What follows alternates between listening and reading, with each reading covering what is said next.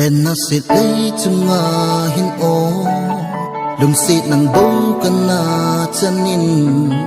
lùng mịt nhìn nắng bông na lăng dinh nghe phát chế xa câu kít hê lâu câu kít cần nôm từng nghe dễ ô lùng đê lên không lại ni ho iti kamil ta dem sen gol ngày băng đi khăn khô lùng xịt nang ngày buồn đau mây ta nghe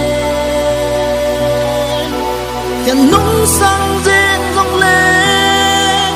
càng ngày lúc na hi hay biết lâu giờ nó càng ngày lên hôm nay ni ho hiện buồn đầu hi cất thô dấu bôi giòn xa nun hè nan tê ghen thấy cây ma khăn khô hi hồi ba hi tam kịp đẹp na ho hiện lâu đi nghi là ti lâu hăm coi bên sông khiêu gì hiện nan vài học hi ta lung xế nàng ngày buồn đau mây ta nghe hiện nung sang riêng dòng lên càng ngày lúc na hi hay như lời dè nô hót chi sa hô cái ghel cung lê lưng đây nắng ngày đã in cả bằng thế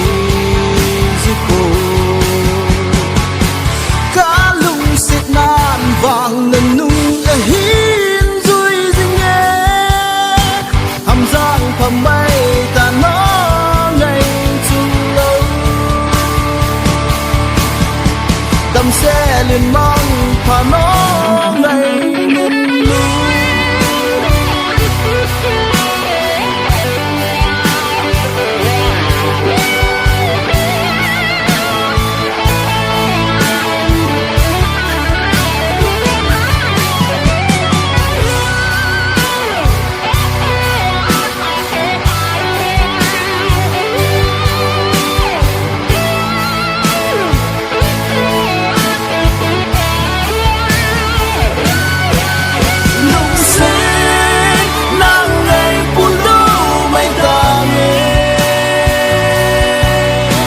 hiện nung sang riêng dòng lên